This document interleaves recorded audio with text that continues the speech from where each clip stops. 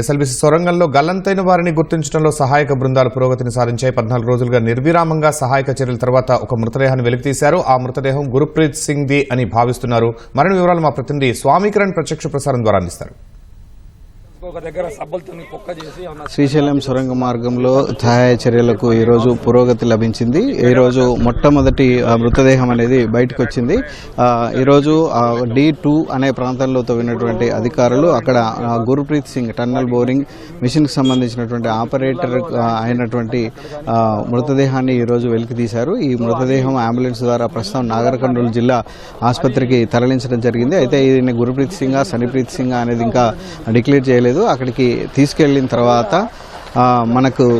తర్వాత ఆ మృతదేహాన్ని అంతా కూడా శుభ్రం చేసి ఆ తర్వాత కుటుంబ సభ్యులతో ఆయనకు ఉన్నటువంటి ఆనవాళ్ళన్నింటినీ కూడా గమనించి చివరికి వాళ్ళ కుటుంబ సభ్యులకు అప్పగిస్తారు. అక్కడ మృతదేహానికి సంబంధించి కుటుంబ సభ్యులకు అప్పగించిన తర్వాత వారికి అంటే 25 లక్షల చెక్కును కూడా ఆ కుటుంబ సభ్యులకు అప్పగించి అక్కడి నుంచి వాళ్ళ సొంత ఊళ్లకు ఈ మృతదేహాన్ని తరలిస్తున్నట్టుగా మనకు తెలుస్తుంది. అయితే 15 రోజుల రెస్క్యూ ఆపరేషన్ తర్వాత ఈ ఫలితం అనేది మనకు వచ్చింది. 15 రోజుల పాటు NDRF, SDRF, సింగరేణి కాలనీస్కు సంబంధించినటువంటి వాళ్ళంతా కూడా రెగ్యులర్గా ఈ ఫాలోఅప్ చేసి చివరికి ఈ మృతదేహాన్ని వెలికి తీయడం జరిగింది. మొత్తానికి 15 రోజులలో మొత్తం NGRI వాళ్ళు 8 స్పాట్లు గుర్తించారు. ఈ 8 స్పాట్లలో 2 చోట్ల తవ్వారు. ఆ తర్వాత 2 చోట్ల తవ్వినా ఏం రాకపోవడంతో కేరళ నుంచి ప్రత్యేకంగా తెప్పించినటువంటి క్యాడవరీ డాగ్స్తో అన్వేషించారు. ఈ అన్వేషించినటువంటి జాగిలాలు కొన్ని పాయింట్లను సూచించాయి. ఆ పాయింట్లలో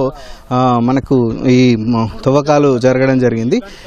ఆ తవ్వినటువంటి D2 అనే పాయింట్లో ఈ మృతదేహానికి సంబంధించినటువంటి అదేంటిది కాళ్ళు అంటే చేతులు వేళ్ళు కూడా నిన్న రాత్రి బయటికి వచ్చాయి. బయటికి వచ్చినటువంటి వెంటనే ఈ మృతదేహాన్ని చాలా నెమ్మదిగా తీయాలన్న ఉద్దేశంతో మృతదేహానికి ఎటువంటి ఇబ్బందులు కలగకుండా చాలా జాగ్రత్తగా రెస్క్యూ ఆపరేషన్ని నిరంతరాయంగా సింగరేణి కాలనీకి సంబంధించిన NDRF సంబంధించినటువంటి వాళ్ళంతా కూడా కొనసాగించడం జరిగింది. ఈ రోజు సాయంత్రానికి అంటే ఇంతకు ముందే ఒక హాఫ్ అన్ అవర్ ముందు ఈ మృతదేహాన్ని లోపటి నుంచి బయటికి తీసుకురావడం జరిగింది. అయితే అక్కడ మృతదేహాన్ని గుర్తించడంలో కొన్ని సూచనలు వాళ్ళు పాటించారు.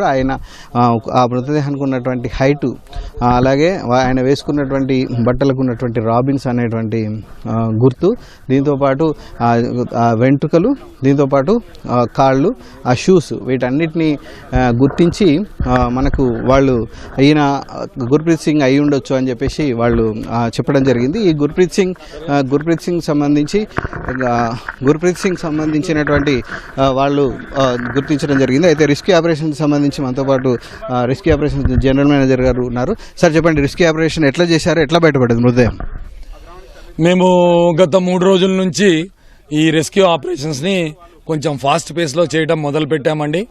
మా సింగరేణి మేనేజ్మెంట్ మాకు స్పెషల్ ఇన్స్ట్రక్షన్స్ ఇచ్చారు, ఇక్కడికి వచ్చి హెల్ప్ చేయాలి, కొంచెం స్పీడ్గా పనిచేయాలని చెప్పేసి. సో మేము గత 3 రోజుల నుంచి మెయిన్గా ఫస్ట్ మెటల్ స్క్రాప్ అంతా తీసేసి మనకు ఎస్కేప్ రూట్ కరెక్ట్గా ఉండేటట్టు చూసుకున్నాము. అట్లాగే ఎక్స్కవేటర్ కూడా ముందుకెళ్ళేటట్టు చూసుకున్నామండి. దాని తర్వాత మనకు మన కెడవర్ డాగ్స్ వచ్చాయి. ఆ డాగ్స్ 2 ప్లేసెస్ మనకు D1, D2 అని 2 ప్లేసెస్ ఇచ్చాయి. ఆ 2 ప్లేసెస్లో తవ్వకాలు మొదలు పెట్టాము. మాతో పాటు ర్యాట్ హోల్ మైనర్స్ కూడా వాళ్ళు కూడా అసిస్ట్ చేశారు. దాని తర్వాత వాళ్ళ మనుషులు తక్కువ ఉన్నారు కాబట్టి మేము కూడా 2 హోల్స్ పూర్తిగా కంట్రోల్లోకి తీసుకొని, ఎందుకంటే స్టీల్ అది కటింగ్ అంతా ఉంది, సో అక్కడ మా అవసరం ఉంది కాబట్టి ఆ రెండింటినీ కూడా మేము కట్ చేసే తీయంగా నిన్న మిడ్నైట్లో చేతి ఆనవాళ్ళు D2 దగ్గర కనిపించిందండి. అక్కడి నుంచి మేము కోషిష్ చేసి, కాకపోతే మనిషి మీద 7 లేయర్ల స్టీలు ఒకదాని తర్వాత వచ్చి ఉన్నది కాబట్టి అది కటింగ్ చేయడానికి మనకు తీసే దేహము కొంచెం కూడా డ్యామేజ్ కావద్దు, మంచి స్థితిలో ఉంది కాబట్టి ఆ మంచి స్థితిలోనే పట్టుక రావాలి అనే ఉద్దేశంతో ఇంకో 12 గంటలు టైం తీసుకుని మెల్లగా ఒక్కొక్కటి తీసి మేము తీసుకొచ్చామండి. మాకు NDRF, SDRF, railway demolition team Kazipet Warangal వాళ్ళు, తర్వాత ర్యాట్ మైనర్స్ ఇందాక చెప్పాను, వీళ్ళందరూ మాకు సాయం చేశారండి. ఇది హైడ్రా కూడా చాలా బాగా పనిచేశారండి వాళ్ళైతే. ఇప్పుడు మీరు గుర్తించిన మృతదేహం దగ్గర ఇంకా ఏమైనా ఉండే అవకాశం ఉందా? జాగలాలు ఏమైనా గుర్తించాయి? ఎన్ని పాయింట్లు ఉన్నాయి ఇప్పుడు తవ్వడానికి? ఇప్పుడు మొత్తం 2 పాయింట్లు, ఒక పాయింట్లో తీసేసామండి. ఇంకో పాయింట్లో మామూలుగా ఇండికేషన్ ఇచ్చింది, ఎందుకంటే అవతల ఉంటే దాంతోపాటు వాటర్తో పాటు వచ్చే స్మెల్ని కూడా అలా అట్లనే ఇస్తుంది కాబట్టి మాకు అది గ్యారెంటీ ఇంకా లేదు. కాకపోతే ఇక్కడే దొరికిన దగ్గర మనకు దొరికే అవకాశాలు ఉన్నాయి కాబట్టి ఆ పనిలో ఉన్నాము. సెకండ్ షిఫ్ట్ ఇప్పుడు కంటిన్యూగా నైట్ షిఫ్ట్, రేపు మళ్ళీ టీమ్స్ కూడా అవసరమైతే పెంచి మిగతా ప్లేసెస్లో కూడా మేము ఎదుగుతూ మా ప్రయత్నాలు మేము చేస్తామండి. బాడీ పొజిషన్ ఎట్లా ఉంది? అంటే మీరు తవ్వారు కదా, 15 రోజులు అయింది కదా చిక్కుకొనిపోయి, సో బాడీ పొజిషన్ ఎట్లా ఉంది? పొజిషన్లో తీసుకొచ్చామండి. ఓకే, ఇంకా మిగిలిన ఆపరేషన్ కంప్లీట్ కావడానికి ఎంత టైం పడుతుందని మీరు అనుకుంటున్నారు? ఇది చెప్పలేమండి. రేపు పొజిషన్ బట్టి ఈ ప్యాచ్లో మంచి ప్యాచ్లో ఉంటే తొందరగానే తీసే అవకాశాలు ఉన్నాయి. సరే, థ్యాంక్ యూ సార్. ఇది సింగరేణి రెస్క్యూ ఆపరేషన్కి సంబంధించినటువంటి జనరల్ మేనేజర్ చెప్తున్నారు. ఈ రెస్క్యూ ఆపరేషన్ 12 గంటల పాటు కొనసాగింది. ఆ మృతదేహానికి ఎలాంటి ఇబ్బందులు లేకుండా, దెబ్బలు లేకుండా నెమ్మదిగా వెలికి తీయడం జరిగింది. ఇంకా D1 పాయింట్లో కూడా ఇప్పటికీ కూడా అక్కడ కొనసాగుతున్నాయి. సో కొనసాగుతున్నటువంటి నేపథ్యంలో ఎప్పటికీ సహాయ చర్యలు పూర్తవుతాయనేది చెప్పలేము. జాగిలాలు గుర్తించినటువంటి ప్రాంతాల్లో మృతదేహాలు ఉండొచ్చు అన్న అనుమానాలు ఇక్కడ వ్యక్తం చేస్తున్నారు. ఎక్కడైతే పాయింట్స్ సూచించారో అన్ని పాయింట్లలో కూడా తవ్వకాలు జరిపి వీలైనంత త్వరగా సహాయక చర్యలను పూర్తి చేస్తామని చెప్పేసి సింగరేణి కాలనీకి సంబంధించినటువంటి రెస్క్యూ ఆపరేషన్ జనరల్ మేనేజర్ చెప్తున్నారు.